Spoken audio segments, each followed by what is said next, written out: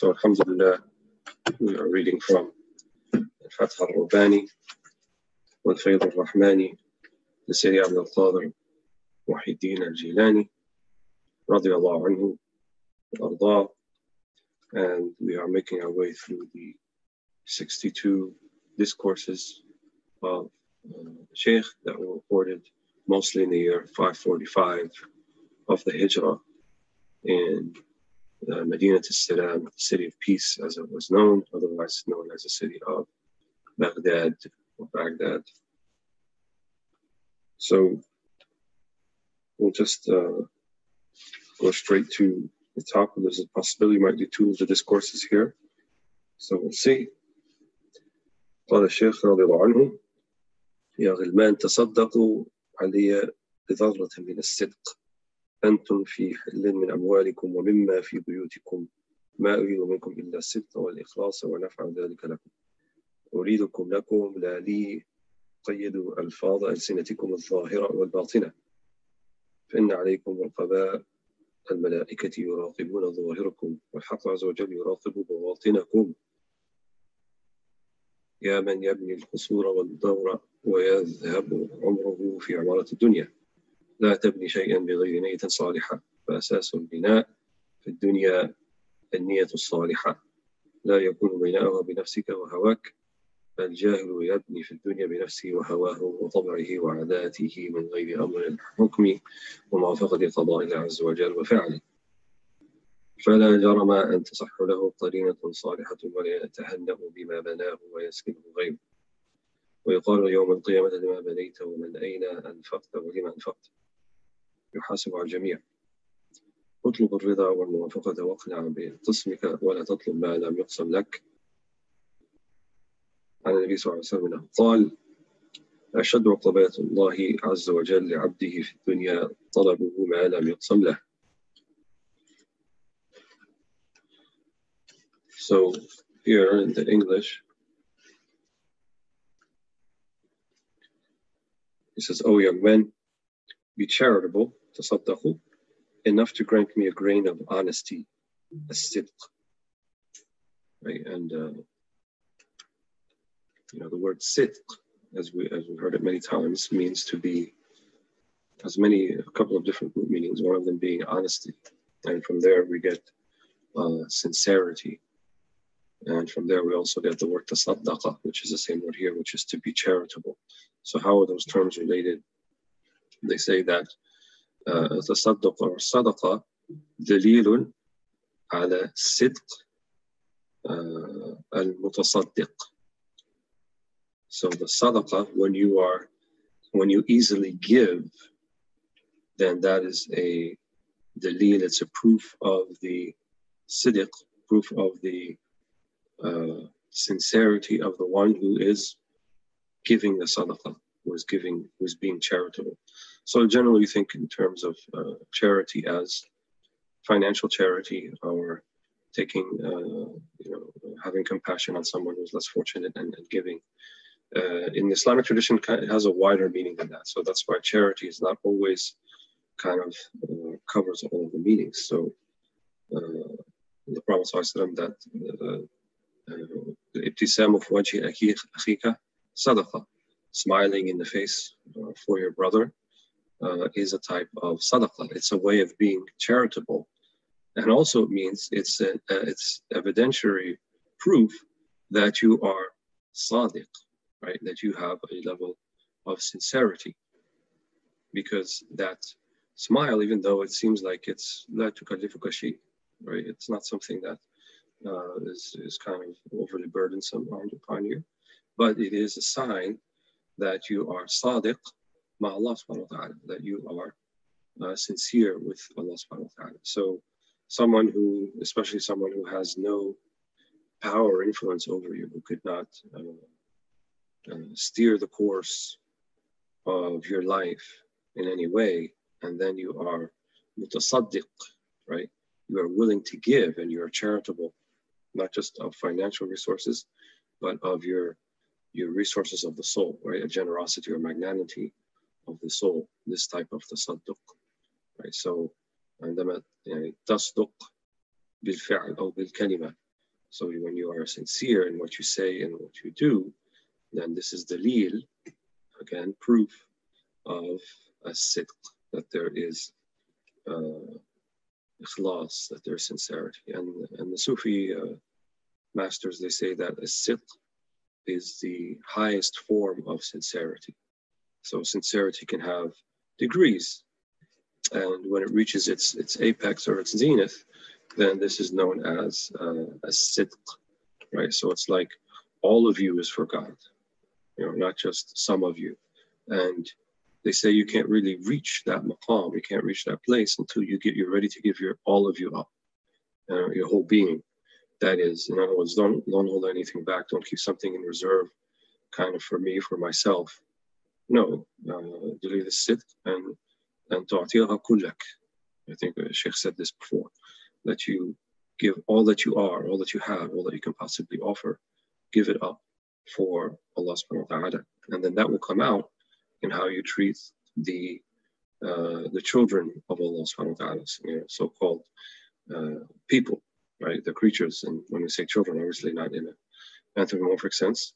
When we say al-khalqu ayadullah, it means that they are completely dependent on Him, Azza wa Jal, and they all return back to Him. And so when you look at creation, as the Shaykh has mentioned many times before, via the prism of their relationship with Allah subhanahu wa ta'ala.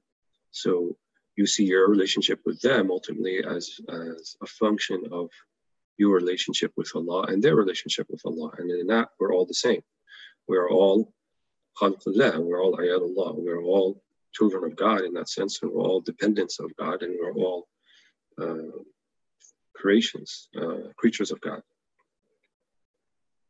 So when the Shaykh says, be charitable, tasaddaqu, enough to grant me a grain of honesty, sidq, that's the relation. Tasadduq, dalil ala sidq, is a sign of sidq, of honesty, or here, utmost honesty, utmost sincerity. You're under no obligation to me as far as your goods of your household possessions are concerned. I want nothing from you except honesty and sincerity. And even this is for your benefit. I want you for your own sakes, not for mine. You must curb the expressions of your outer and inner tongues, for you have supervisors watching over you. I want you for your own sakes, not for mine. This is the Shaykh talking to his students. You must curb the expressions of your outer and inner tongues, for you have supervisors watching over you. The angels are keeping watch over your outer selves, your dhawahir, right? لديه رقيب عتيد. ما يلفظ من قول إلا لديه رقيب عتيد in the Quran. They do not say a word except they have the angels who are recording. رقيب عتيد. According to the ulama, one of them is recording the good deeds, and one of them is recording the bad deeds. And the one who is recording the good deeds is an amir, is in charge of the one who records the bad deeds. And so then he goes on to say, then there's someone or something over keeping watch over the inner. So in the beginning he said you must curb the expressions of your outer and inner tongues, for you have supervisors watching over you. The angels are keeping watch over your outer selves, the dhawahir, so that which we actually say, that which we actually do, while al-haqq azza wa jal is keeping watch over your inner beings, the bawatin. So this is what he means by the inner tongue, right? We've talked about this concept before, kalam al-nafsi. You know, Sayyidina Umar used to say, qultu fi nafsi qabla an aqul. I said within myself before I actually said it. So it's the thought process, it's thinking about it before you actually go and say something. So are we responsible for the things that we think about and the thoughts that occur to us? Not in the same manner as the things that we say. So if we think about something that is not appropriate, but then we realize it's not appropriate and we don't actually say it, we hold back on it, we're actually rewarded for that. But there is still a type of iktisab, as it were, some reckoning or accounting for it, maybe not as a sin like if you actually said it, but nonetheless it certainly has an effect on us. So the Quran tells us, اتقوا ظاهر الإثم وباطنه. have taqwa, fear, regulate ظاهر الإثم وباطنه, the inner, the outer sin and the inner sin. So have taqwa of both. So it's a command from Allah subhanahu wa ta'ala, and the command is lil-wujub. It is an obligation unless there's something clear, contrary evidentiary proof that tells us no, it could be merely recommended, or it could be permissible, right? Like in the Quran where it says وَكُلُوا وَاشْرَبُوا حَتَّى يَتَبَيَّنَ لَكُمْ الْخَيْطُ الْأَبْيَضُ مِنَ الْخَيْطِ الْأَسْوَدِ مِنَ الْفَجْرِ. Eat and drink until you can tell the difference between the black and the white line in the horizon at the time of Fajr. So هذا الأمر ليس للوجوب. This is not a command where you have to eat until Fajr, but it's indicating permissibility. So as it's indicating permissibility, then in this case, it's not for a command as an obligation. Allah. So this batin, then, we can't always help what we think, and we can't always help the thoughts that come to in our heart, but we can take the steps and the measures that will help us to kind of cleanse and purify the batin, or the inner, right? And that's why we say the senses are the gateways to the heart.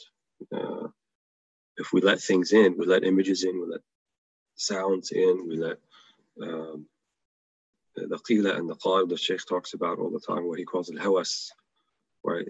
Just all of these extraneous things, and they will kind of busy the heart, and it's what we call shughul qalb, right? There's a busying of the heart, and you want to give all of yourself as much as you can over to Allah subhanahu wa ta'ala. So you want your speech to be pure, and you want your thoughts to be pure, and you want the things that you look at to be pure as much as you can. You know, the things that you look at both with your eyes and with your inner eye. So with your eyes, gazing upon something and seeing the beauty in things, even if there is an outward ugliness, but there's still the beauty of the qada, your ability to recognize this is the decree of God. Even if it's something ugly, there's a beauty in that you as a believer, you could see that, you could witness that. And also the ru'yat al-basira, so the seeing of our inner eye. So not looking at people with what we call izdira' or istiqlal, not looking at people with a belittling glance, right? Not thinking in your heart, oh, this person, they never show up for Ramadan, never show up any time of the year outside of Ramadan, and here they are now. Where were they, last month when I was in here and I was praying every day, and now they can just show up for Ramadan and I think they're going to be like a good Muslim like everybody else. هذا يعني it's istiqlal, يعني تستقلل من شأنه. You see that person as you're belittling what they're doing, and what they're doing, as we said, from our perspective, is fa'lullah. It is the divine decree of Allah subhanahu wa ta'ala running through them and then manifesting its way. And here is musalli, huwa musalli, right? He is someone who's praying. Or huwa muzakki, he's someone who's giving the zakat. Or someone huwa sa'im, someone who is fasting. And behind every musalli wa muzakki wa sa'im, there's the one who وفقه للصلاة, وفقه لإيتاء الزكاة, وفقه للصيام, the one who gave him the tawfiq, right? The one who enabled him or her to fast and to pray and to pay zakat. And even if it's just in Ramadan, is it still not Allah subhanahu wa ta'ala who made that happen? And just because you have a perceived absence of it in other places, right, then that doesn't mean that you belittle them.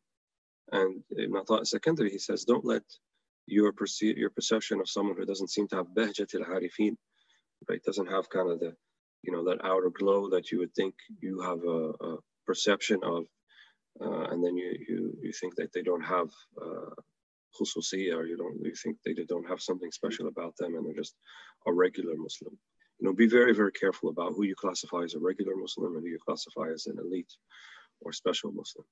And those elite Muslims, these, keep in mind, these mustalahat, these terms that we read about sometimes. Shaykh Abd, mashallah, he doesn't really mention it that much at all, about this awam and khawas, about common or lay people or lay Muslims, and then the elite of them, even though other books tend to kind of delve into that sort of terminology. Don't be fooled into thinking that, oh, I'm of the elite because I'm reading about the elite and that makes me elite. And, I have a sheikh and I have a teacher, and maybe I have a tariq, and maybe I have, my sheikh is on, speed WhatsApp, and I can just get my responses, and that makes me of the elite people. And then all the other people who are stuffing themselves with biryani on Laylat al-Qadir, they're the common Muslims. If you think that, then you're definitely not from the elite. You're not from the Khawas, because the Khawas don't think that about other people. They think they are less than other people. The very famous story of one of the great ulama of Syria, I think it was Badruddin, Shaykh Abd, if I'm not mistaken, who lived maybe 70, 80 years ago. He's walking down the street, and someone who appeared to be drunk came and saw the sheikh and became animated and was so happy to see him and said, "Oh yes, it is sheikh," and kissed his hand and gave him salams and things like that. And then apparently the sheikh reciprocated, and he had some of his students with him. And so when they parted, the students were baffled. They said, "Why would you do that with him? He's like a he's sikir, and he's a drunkard in the street, and why would you give him that sort of respect and so forth?" And he said he came and he saw me, and all he had in his heart for me was husn al-dhan. He had all of these good feelings and good opinion of me, and he thinks that I have this good place with Allah subhanahu wa ta'ala. And then when we see him, we think he's just a drunkard. So whose heart is better in this situation? We had a bad opinion of him, and he maintained his good opinion of us. So don't divide the world into awam and khawas. That was a language that was used previously in the pre-modern era, and it was perhaps useful for that particular time, and there was a certain context to it and a certain understanding to it. But I don't think it behooves us as Muslims today to kind of divide the ummah that way and refer to people as awam al-muslimin wa nahnu khawas. We're all awam or all khawas, in some way. We're all sort of general lay Muslims in a particular way, because you're certainly probably not firing on all cylinders in everything that you do in your life of piety and your life of Islam. I certainly don't, and I don't think many people can claim that they have that, except the true awliya, the true khawas who have that. And at the same time, you may have something shaykh khas. Maybe Allah gave you something. He gave you some sort of something special, some sort of madad, some sort of ability to character trait and so forth, and that's a gift, and treat it as a gift, not as a way to kind of a game of one-upsmanship. I'm better than this person, and of course we don't say these things out loud, but we kind of we muse about them in our heart sometimes. And so taqul zahir al-ithmi wa batina, be careful of even what you're thinking about, what you're saying in your heart, right? The heart is mahal nazarillah. The heart is the temple of God. It's the house of God. It's what he's looking at. And if he sees a heart that is غير مقبل عليه وحده, فهو لا يقبل عليه. How do you know that Allah is coming to you? If you're going to him. So if your heart is muqbil ala Allah, right, it's focused towards Allah subhanahu wa ta'ala, then rest assured, inshallah, that Allah subhanahu wa ta'ala also is aware of that, obviously. And inshallah, you tanal shay' min inayati al-khassa. Perhaps you'll get something of the special inayah or from Allah subhanahu wa ta'ala. So he then says, "O you who build castles and palaces while your life is spent on the cultivation of this world, do not build anything without a righteous intention, a niyyah salihah. For the foundation on which one builds in this world must be righteous intention. You must not build with your lower self, your nafs, and your passions, your hawa. The ignorant person builds in this world with his lower self, his passions, his natural impulses, and his habitual inclinations, without reference to the commandment of law, of the hukum, right, which is before the fact, not after the fact. So we don't do anything, take any steps, or anything like that towards accomplishing something, except we want to know hukm Allah fi hadha shay. Is this thing halal? Is it haram? And then beyond halal and haram, is it obligatory upon me? Is it fard kifaya maybe? Is it a communal obligation? We should even ask, hey, fi maslahat al-nas? Is it something that is in the interest or the best interest of the people I'm looking to serve? And you have to take it through these gates. Like and the Shaykh talked about this before, about you take it through the gate of the Quran and the Sunnah, and then you take it through the gate of Fa'lullah, right? Do you feel like there is a mandate from the divine decree for you to be doing this? Or do you feel like you don't have al-idhin, right? You don't have divine permission. And they said taysir min al-idhin, facilitation of something that it's working and it's operating and it passes through the gates of Quran and Sunnah, and you don't have like a personal sort of attachment in terms of your nafs with it. These are all indications then, inshallah, that it's something that it was destined for you to do, and that Allah subhanahu wa ta'ala radi is pleased with you doing this thing. But sometimes even in the deen, sometimes even in projects that we do to serve Muslims, we may actually be just kind of serving our ego or serving a particular personal inclination, perhaps, because we feel like, and this may be something very subtle, may not be something, very blatant and obvious, but subtle within you. And it takes really a degree of, soul searching to kind of, weed these things out of yourself. But you may be doing it because, you're looking to make a name for yourself, even though you don't admit that to yourself, or you want to be seen in a particular way, seen as, I want to be seen as having this project or this school or this number of followers or this number of students, right? Don't be beguiled by the number of followers, right, or people who show interest.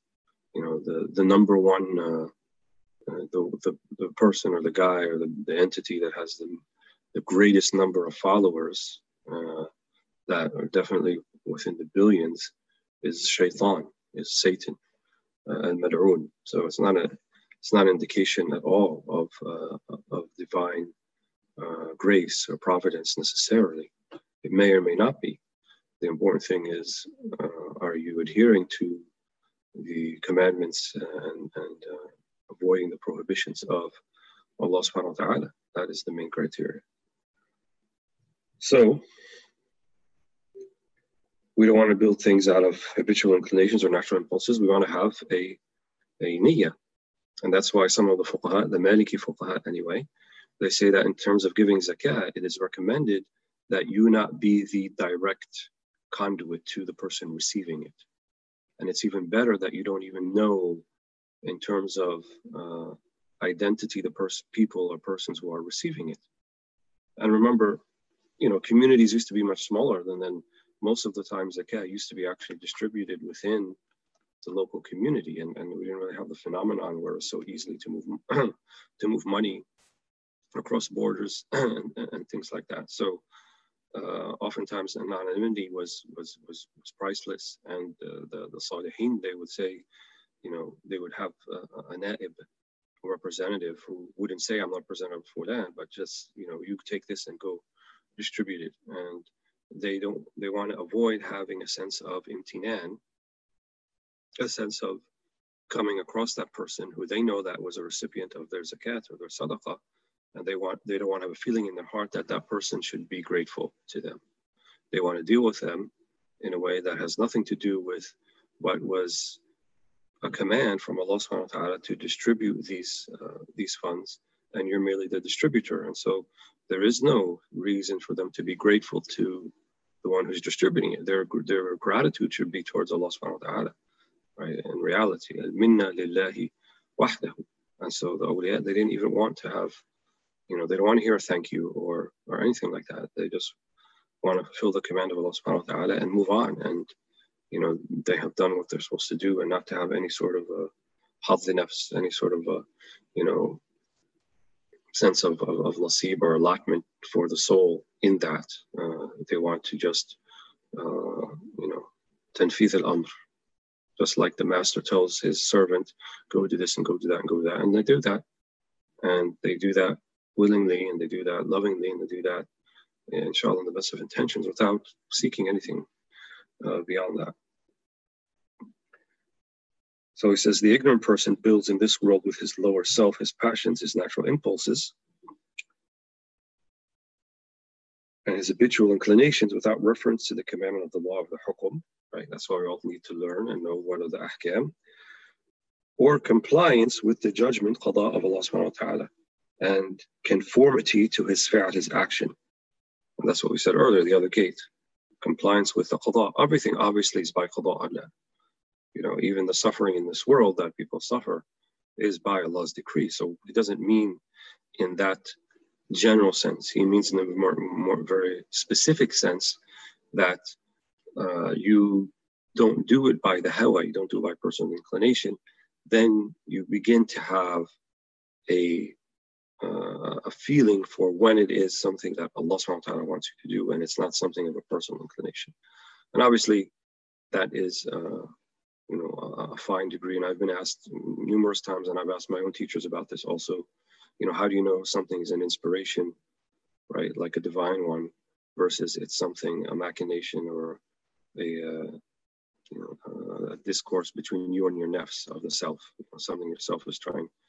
And I remember I asked one of my teachers, and he said it's actually not that easy to do. It's difficult to do, and that's why we have kind of two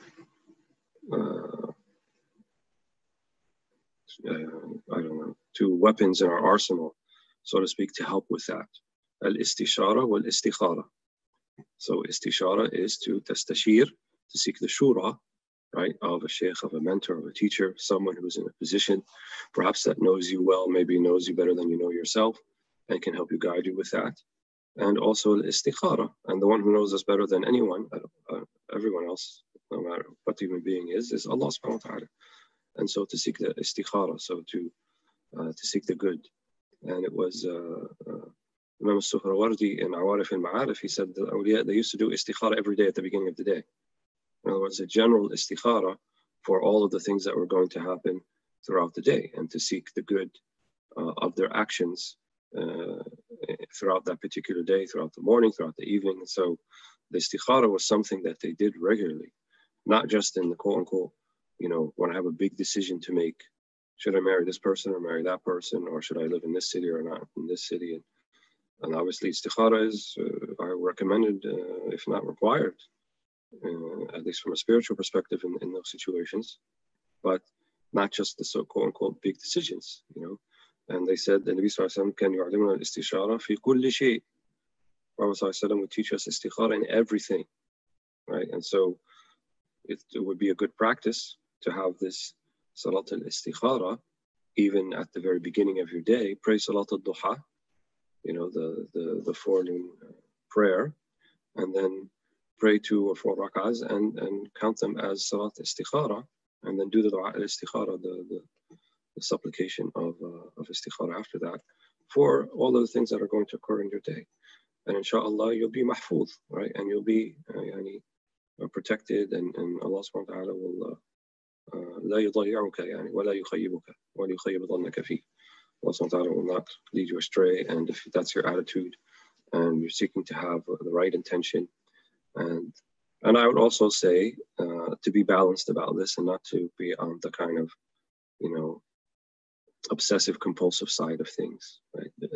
Yes, it's good to be introspective, and it's good to kind of search your intention, but not to the degree of tanattu', right? And the Prophet ﷺ, he said about such people, هَلَكَ الْمُتَنَطِّعُونَ هَلَكَ الْمُتَنَطِّعُونَ هَلَكَ الْمُتَنَطِّعُونَ 3 times. Al-Mutanatti' is one who's nitpicky, either about other people or even about themselves, like kind of splitting hair, type of attitude. And, should I wear the green shoes today, or should I wear the yellow shoes, or maybe the green is better, maybe the yellow. And so you're vacillating back and forth, and, reserve that sort of, let's call it scrupulousness for when it's appropriate. But it's not appropriate for things that don't have the impact that you think they're going to have. And, I've seen this in some people too, that they tend to kind of, you know, do it too much, kind of do it to a great degree. And, you know, if something feels right, sometimes you have to also be a little bit of a risk taker, you know, a little, you know, to assume a little bit of risk.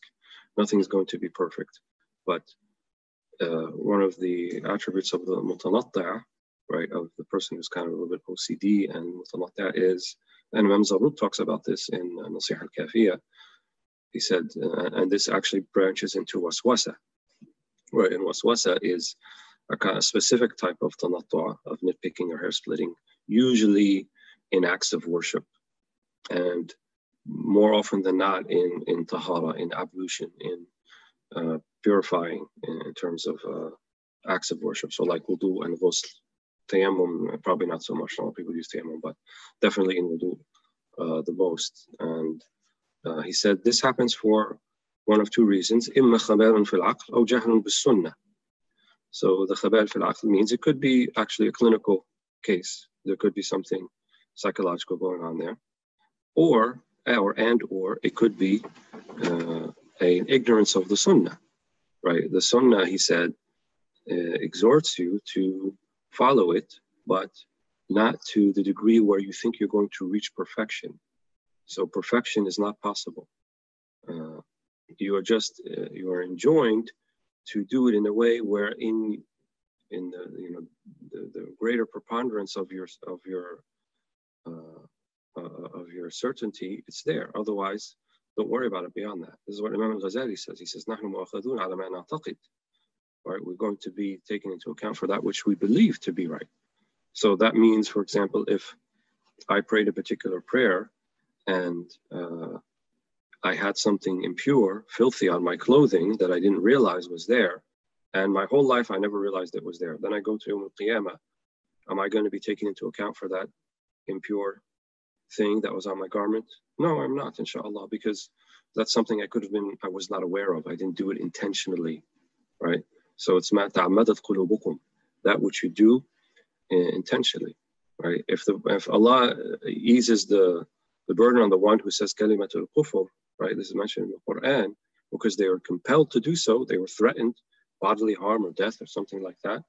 وَقَلْبُهُ مُطْمَئِنٌ بِالْإِيمَانِ, and your qalb is mutma'in, it has tuma'nina with iman, then you're not going to be taking account to that. So if it's true for that, something like that, so about other things that we, are out of the purview, out of our intention or our ability to achieve. And that's why they say they have a fiqh principle, al-mashaqqatu tajlibu al-taysir. Al-mashaqqatu tajlibu al-taysir. So when there's hardship, then facilitation has to be introduced. This is why we have rukhas, why we have dispensations and things of this nature, right? You're too sick to fast, then you don't fast. And it may even be obligatory for you not to fast. You're traveling and you're not settled, then you pray the qasr, right? You pray the salah two rak'ahs, the four instead of two instead of four. And that's more beloved to Allah subhanahu wa ta'ala. So, the introspection, yes, but also keep it balanced. We don't want it to go toward the side of waswasa, right, which is whisperings and kind of more like OCD type of syndrome. And the other extreme would be tahawwur or ghafla, like a complete lack of concern about doing things right or not doing them right, but somewhere in the middle. And the middle path is the sunnah path. This is the way of the sunnah of the Prophet Muhammad sallallahu alaihi wasallam.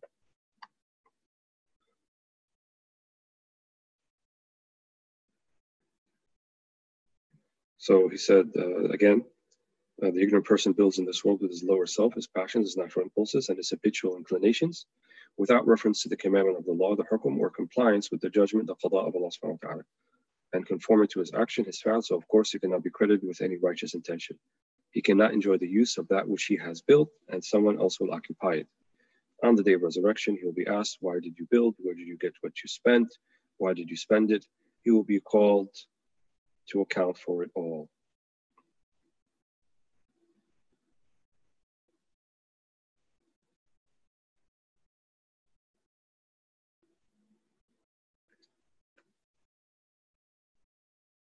So, I'm just about out of time, I believe, but I think I just want to read just one small thing.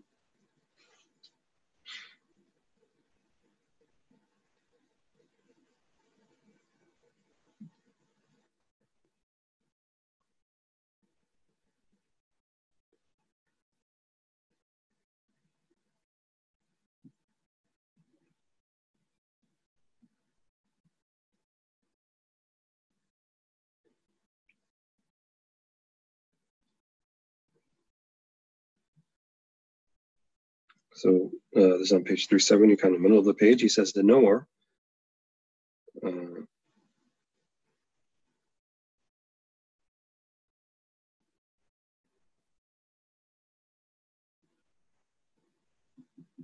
he's talking, let me stop before that. When he's talking about the relationship between the nafila and the fard, he says, anything that distracts you from Allah subhanahu wa ta'ala is unfortunate for you, even if it is fasting and prayer. Beyond the performance of obligatory religious duties, the fara'id, and those recommended by the sunnah.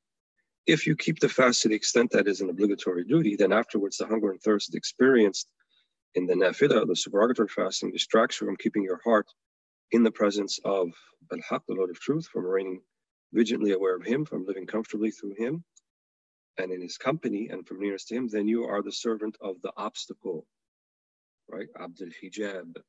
So he's saying the supererogatory, obviously the fard, ma fish kalam. Fard, the obligatory, you have to do it. But in your performance of the supererogatory, if it all it is causing for you is a distraction from Allah subhanahu wa ta'ala, and you're more into the actual completion of that single act of worship, but at the same time it draws you away from Allah subhanahu wa ta'ala, then he says you're Abdul Hijab. And sometimes this happens with people too. They become focused on kind of, it's a numbers game.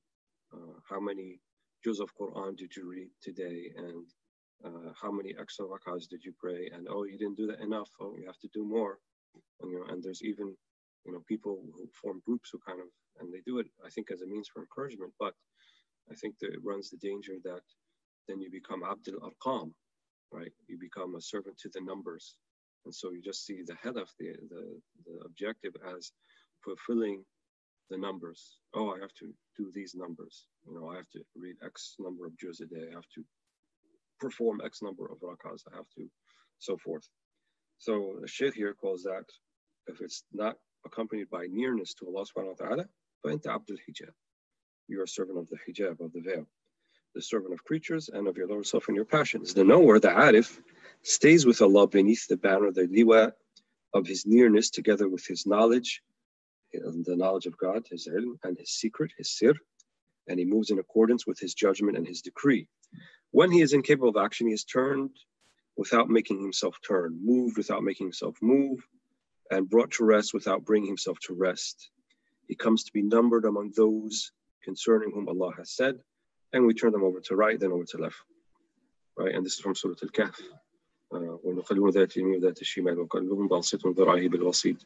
And he's used that example before in the previous discourse.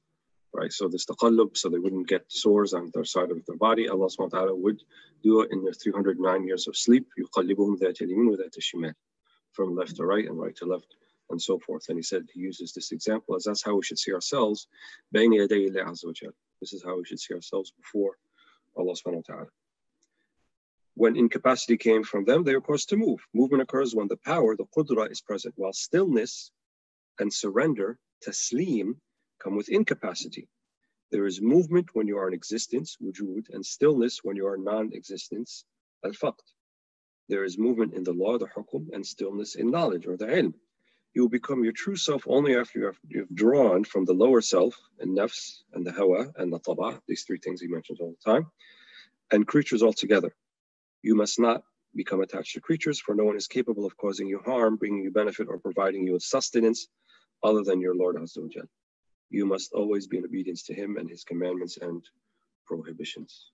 And probably that section needed a little more discussion than what I gave, but hopefully it'll come up again, I think, in the last few discourses. And so we'll talk about it at that time, bismillah, once again. And so we'll stop here.